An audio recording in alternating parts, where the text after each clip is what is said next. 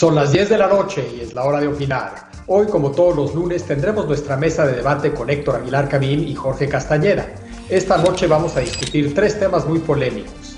Primero, hablaremos sobre liderazgos políticos rumbo a las elecciones de 2024, tanto dentro de Morena como en la oposición. Después retomaremos los comentarios sobre la situación del COVID-19 en México, ahora con un repunte de contagios y fallecimientos en el país. Y para finalizar, analizaremos las protestas en contra del gobierno cubano este domingo. Así que quédese aquí, que ya comenzó la hora de opinar.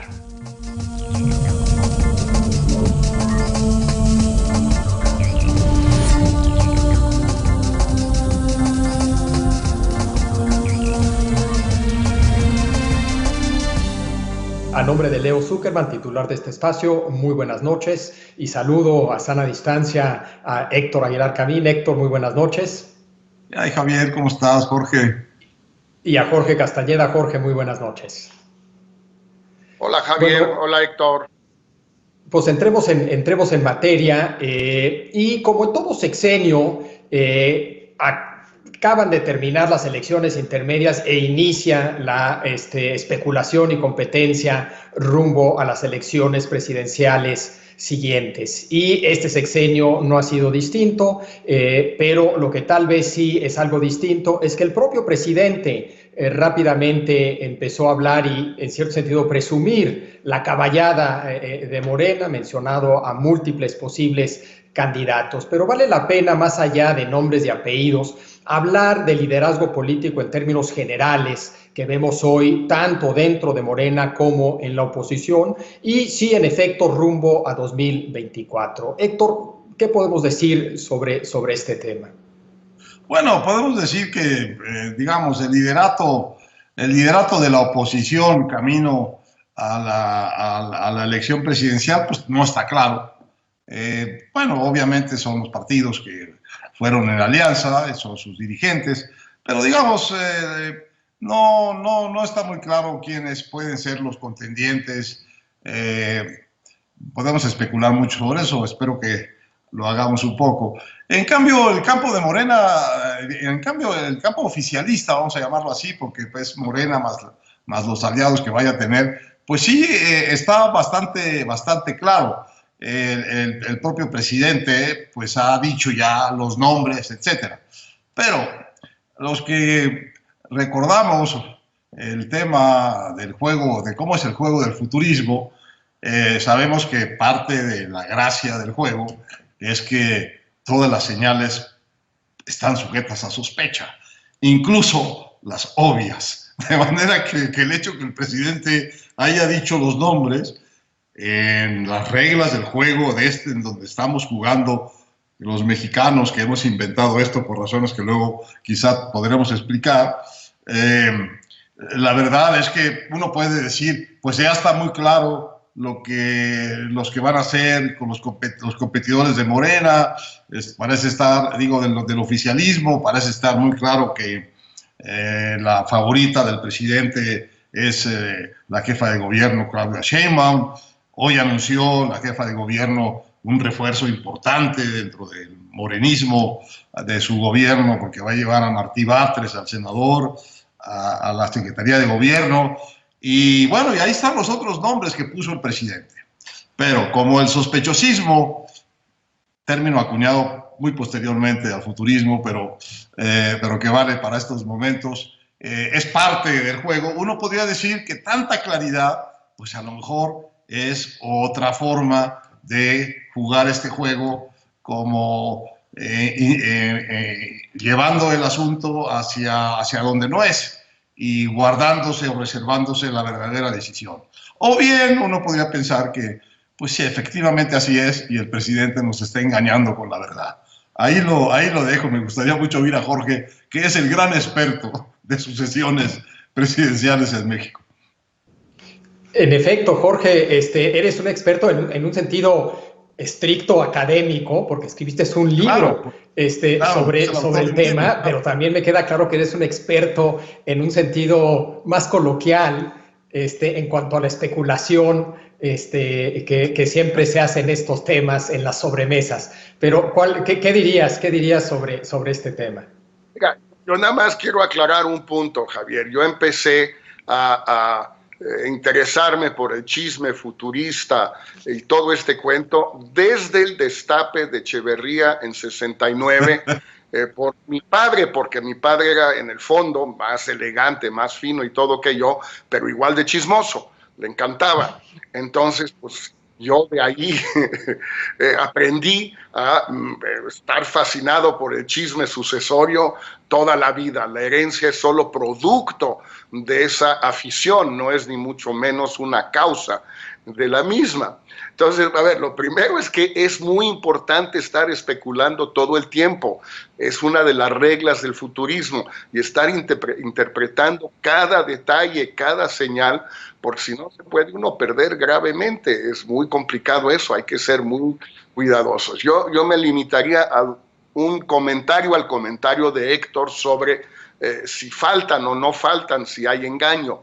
Pues hay dos que obviamente faltan en la enumeración del presidente López Obrador, ya sea porque en efecto no los quiere incluir porque no están, ya sea porque sí están y no los quiere mencionar. El primero, desde luego, es Ricardo Monreal y el segundo es Lázaro Cárdenas, por razones pues muy evidentes, cercanía, experiencia y todo lo que va junto con.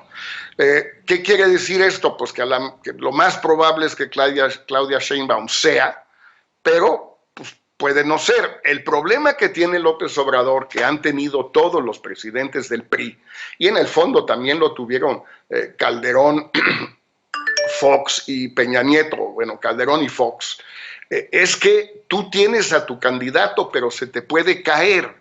Lo hemos platicado aquí muchísimas veces. Entonces, no es que tengas un recambio, aunque, por ejemplo, lo vio Salinas en el 94, cuando después de la tragedia de Colosio, del asesinato, pues no tenía realmente recambio. Se dijo mucho en aquella época, Héctor, ¿te acuerdas? De que siempre los presidentes tenían al primero y al segundo por si se caía el primero, pero pues según lo que yo he escuchado de gente que estuvo más cerca que nadie de Colosio y de Zedillo, pues Zedillo no era la alternativa, estaba ahí porque estaba ahí, nada más.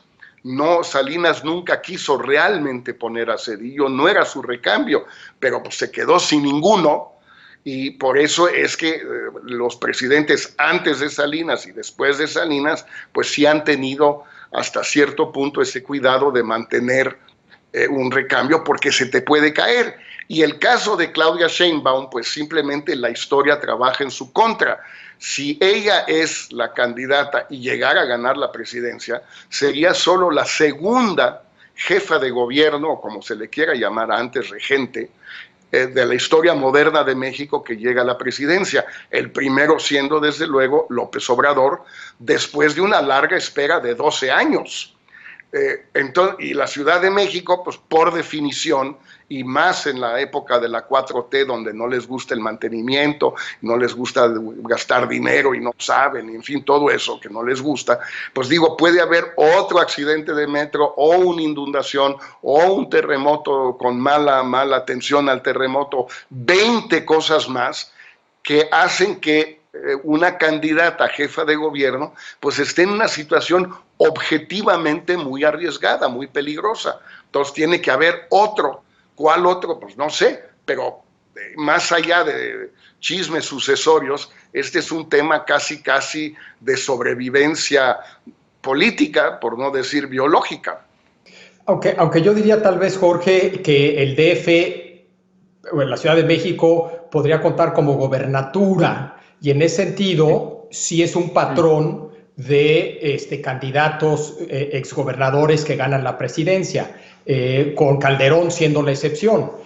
Fox, Peña Nieto, López Obrador, por más que sí fue en efecto 18 años después, todos gobernadores. y en una de esas, por más que sea complicada la chamba de la Ciudad de México, tal vez es una mejor plataforma que una embajada en el extranjero, porque dos de los candidatos que menciona López Obrador hoy por hoy están en una embajada en el extranjero, que eso sí, que yo sepa, no se me ocurre nadie que ha saltado de una embajada a la presidencia, pero creo que en efecto es una decisión que toma, entre comillas, el presidente en turno respecto a su candidato, pero es una decisión que siempre ha sido tomada con restricciones, claramente a partir de 2000 mucho mayores que en las épocas anteriores, pero se me ocurren las siguientes restricciones actuales para esa decisión, tanto en la oposición como del lado de Morena. Primero, la coalición electoral, y con ello no quiero decir qué partidos, sino coalición de votantes. Es decir, si, por ejemplo, la oposición decide enfocarse en la clase media, en el voto urbano, en el voto de gente con licenciatura o más, en el voto de jóvenes, eso ya debería de perfilarte en una dirección en cuanto al perfil de candidato idóneo para conectar con esa coalición electoral, ¿no? Entonces, en función, y si tú, obviamente, tu coalición electoral es más rural, de menor nivel educativo, etcétera, ese es otro perfil. Proyecto. En función del tipo de proyecto, pues claramente ciertos líderes políticos podrán transmitir ese proyecto de una manera más o menos congruente. Vamos a suponer que la oposición decide ir con un proyecto de centro-derecha. Eso también ya empezaría a sesgar, y eso por necesidad del espacio que ocupa López Obrador y por ser el PAN quien tal vez mande dentro de una posible coalición, o si va solo, pues por razones obvias. Entonces el proyecto también puede inclinarte hacia un perfil u otro. El vehículo ahora sí en sí de tu candidatura, es decir, si la oposición va en coalición y se busca una candidatura única, pues tiene que ser una candidatura que convenza tanto a los liderazgos como a la militancia de esos partidos. Pero si va solo el PAN, pues obviamente no hay nada que negociar con otros, si bien hay una negociación interna. El contrincante, y lo vimos claramente Trump-Hillary y luego Trump-Biden. Importa muchísimo quién es tu contrincante respecto a qué tan bueno eres tú como candidato. Hillary probablemente pudo haber sido en otro contexto una buena candidata, pero era la peor posible candidata frente a Donald Trump. En cambio, Biden, yo diría que fue un gran candidato frente a Donald Trump. Entonces, creo que todas esas variables limitantes son claves para los partidos a la hora de tomar esta decisión. Es decir, lo común es empezar con nombre y apellido en función de quién se ve, quién es el bueno, pero estrictamente tal vez debería de ser al revés. Deberías de diseñar un perfil en función de tu coalición electoral, en función de tu proyecto, en función del vehículo que vas a utilizar y quién sería el mejor candidato dado ese proyecto, dado ese electorado con el que buscas conectar, dado el vehículo que tienes para tratar de ganar, ¿no? Y creo que serían candidatos muy distintos tanto para la oposición como para Morena en función de distintas estrategias que adopte el uno o el otro, ¿no? Bueno, a mí me gusta lo que dices, de que Claudia Sheinbaum puede ser, digamos, un perfil de candidato, atendiendo a tu primer argumento, que pudiera ser atractivo pues, para las clases medias, educadas, que justamente perdieron en esta elección que acaba de pasar de 2018. O sea, podía embonar bien con esa idea. Pero lo que yo creo que dice Jorge es una cosa mucho más básica, y es que estar expuesta tanto tiempo a ser la puntera y a que la ataquen tanto los adversarios de la oposición como el fuego amigo interno de la propia coalición en donde está, pues sí, la verdad es una posición que le da poder, le da fuerza, le da presencia, pero también la hace el blanco de muchos ataques. Eso, y falta mucho tiempo, la verdad es que en política falta muchísimo tiempo, descontando los accidentes, el simple paso y el desgaste del tiempo, siendo la autoridad de una ciudad como la de México, en donde pues perdió como la mitad de las alcaldías, ¿no, Javier? ¿Por qué? Entonces, es una posición complicada, casi en la física política de que es la puntera y le van a tirar de adentro y de afuera. Ahora, el lado que dices también que me gusta mucho, Javier, es que depende contra quién es la contienda. Y esto tiene mucho que ver con a quién va a poner la oposición o a quiénes. Oímos y dijimos nosotros también en algún momento, durante mucho tiempo aquí, camino a la elección intermedia de junio, pues que la oposición no se veía, parecía no existir la oposición. Y en efecto no se sentía, por lo menos en la atmósfera política de la Ciudad de México, no había la sensación de una oposición que estuviera haciéndole contrapeso al gobierno. Y sin embargo, en el momento de la elección, la oposición apareció, y de qué manera, aliada con candidatos en todo el país, hasta en el último municipio, y con unos resultados que les puedes llamar lo que sea, menos que son de una oposición que no existe, porque se llevó la mitad de los votos y depende cómo los sumes, se llevó la mayoría de los votos. Entonces, un poco lo mismo puede suceder camino al 24.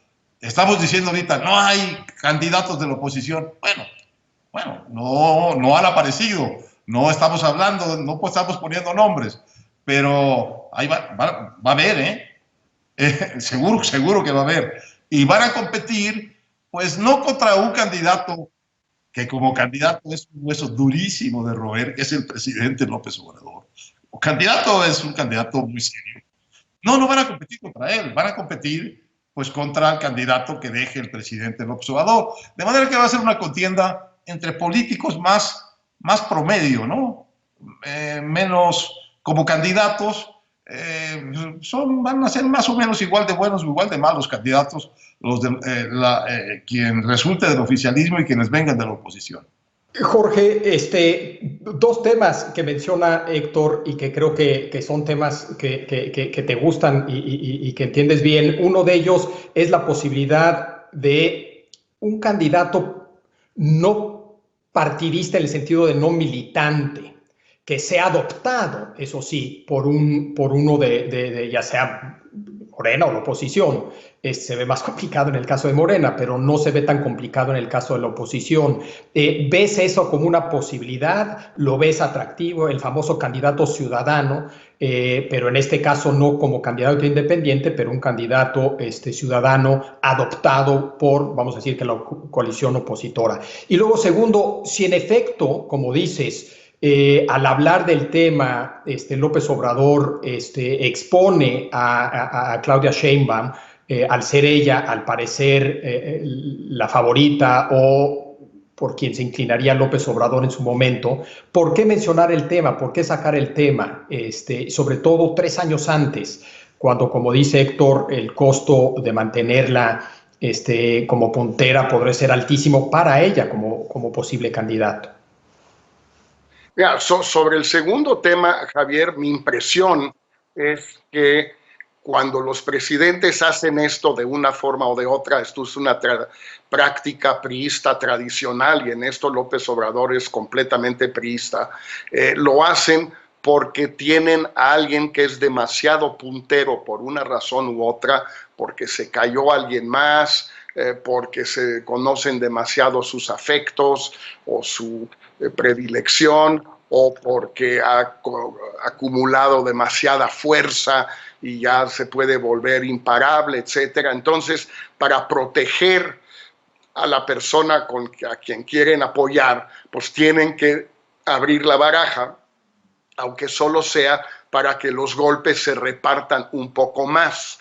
Mi impresión, pero es solo anecdótico, es que cuando viene el accidente del metro y puede haberle pegado eso, ya sea a Claudia Sheinbaum, ya sea al secretario de Relaciones Exteriores, pues se decidió, y además pues parece corresponder a la realidad, que el principal responsable iba a ser el secretario de Relaciones. Bueno, en ese caso, sin embargo, Claudia Sheinbaum se quedaba sola.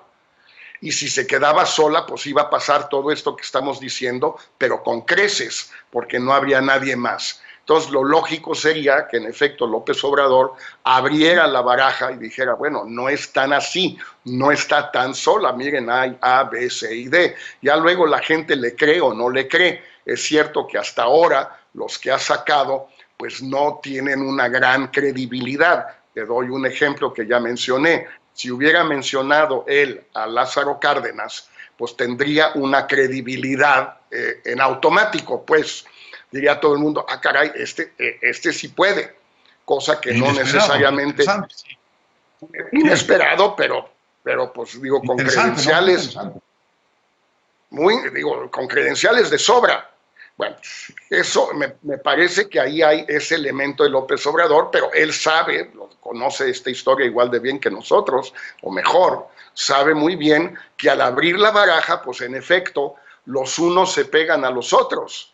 Es decir, yo no quiero dudar de la institucionalidad, del carácter, digamos, la lealtad institucional de todos los que ha mencionado López Obrador, pero pues no les pidas la luna, pues.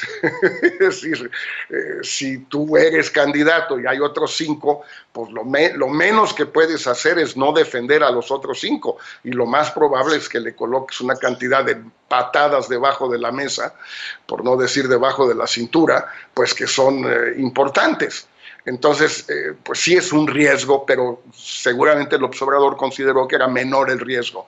Sobre el otro tema de la coalición y el candidato no partidista, yo creo que hay 2 elementos aquí, Javier, muy rápido. Uno, va a haber vetos cruzados inevitablemente. Si son 3 o si incluso se llegara a convencer Dante Delgado y su partido de que les conviene ir en coalición con la oposición, cosa que hoy se ve poco probable, pero yo no lo descarto.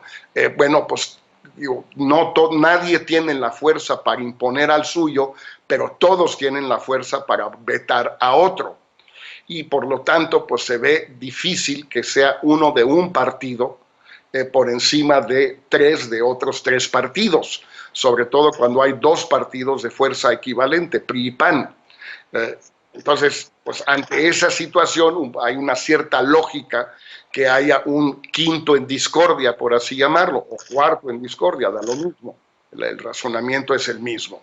Y entonces, pues lo lógico es que se incline los dirigentes de los partidos, o los militantes, o los cuadros, o los que tú quieras, se inclinen por una opción que sea aceptable para todos, aunque no sea la predilecta para ninguno. Yo lo he formulado en términos de el mejor candidato, la mejor candidata de la oposición va a ser la que sea la segunda opción de todos y que no sea la primera opción de ninguno. Y me parece que ese puede ser un buen camino que puede recorrer la oposición. Un poco lo que pasó con Biden, diría yo. Biden, creo que cuando arrancaron las primarias del Partido Demócrata, para muchos no era la primera opción, pero era una opción aceptable para todos. En ese sentido, cuando decide por lo menos un sector del partido impulsarlo, todos los demás realmente no tienen gran problema con Biden como candidato. Otra cosa que a mí se me hace interesante de una posible contienda con figuras no tan, personalidades políticas no tan no sé, potentes como López Obrador, es que podría destacar el proyecto. Es decir, algo que a mí me gustó de la elección de 2018 fue que quedaba muy claro cuáles eran los 3 proyectos. El de Anaya, el de Meade y el de López Obrador. En este caso eran 3 políticos muy visibles, pero también 3 proyectos muy visibles. Y creo que por lo menos a mí no me molestaría en 2024, o sea, cuando se habla de una caballada flaca, a mí no me molesta tanto si vienen proyectos gordos. Yo creo que eso puede ser atractivo, donde quede, y creo que después de estos años se vuelve atractiva una elección de ese tipo, una elección de contrastar proyectos más que personalidades. No sé cómo lo ves tú, Héctor. Sí, no, me parece muy interesante, realmente muy interesante lo que dices, porque creo que sería un efecto natural del asunto. Primero, porque los resultados de este gobierno, pues así como van, la verdad, pues van a necesitar respuestas, incluso del propio candidato oficialista, de correcciones y de alternativas a lo que se está desarrollando. Y segundo, pues porque precisamente el programa es una gran oportunidad para los candidatos de la oposición. Ahora, hay un asunto que dijo Jorge a la pasada, que es muy importante, aunque es obvio, pero no sobra decir que parte del juego de adivinanzas del futurismo en que estamos tiene que ver con cuántos candidatos va a haber de la oposición. Sabemos que va a haber uno solo o candidata del oficialismo, o sea, de Morena y la coalición que Morena logre juntar, o el presidente en realidad. Pero no sabemos cuántos candidatos va a haber de la oposición, porque hay posibilidad de que haya varios candidatos. El PAN puede poner un candidato solo, el PRI puede poner un candidato solo, y Movimiento Ciudadano ha dicho que va a poner un candidato solo. Entonces, no creo que al PRD le alcance para poner un candidato solo, no creo que al PT le alcance. El Partido Verde podría dar una sorpresa y poner un candidato con el ánimo simplemente de ganar un poco más de fichas, no lo sé, pero ahí hay una parte de la adivinación que tenemos que hacer. La oposición va a ir unida en su candidatura presidencial como fue unida ahora en la elección intermedia, es decir, el PRI, el PAN y el PRD, o no, o van a ir separados. Movimiento Ciudadano va a persistir en tener un candidato propio, pase lo que pase, o va a encontrar posibilidades de aliarse en el camino por las razones que sean. Eso está todavía por definirse. Entre más fragmentada vaya la oposición, eso sí lo sabemos, menos posibilidades tendrá de ganar alguno de sus candidatos. Y entre más unida vaya, más posibilidades, como vimos en la elección pasada de junio, tendrá de ganar su candidato. Claro, aunque yo creo que yo no daría por sentada la unidad de Morena, es decir, coincido en que habrá un candidato de Morena y no más de un candidato de Morena, pero creo que en función de lo que suceda los próximos 3 años, de cómo le vaya al gobierno, etcétera, yo creo que Morena enfrenta serios retos de mantener una disciplina partidista y creo que es posible ver pleitos internos fuertes e incluso alguien que se separe, alguien de peso que se separe de Morena. O sea, yo veo a Morena con serios problemas internos hacia adelante y no veo en automático que López Obrador logre controlar al 100% el proceso interno de Morena. Para mí eso es una de las incógnitas de qué va a pasar con Morena hacia adelante. Y para mí la otra incógnita es la Ciudad de México.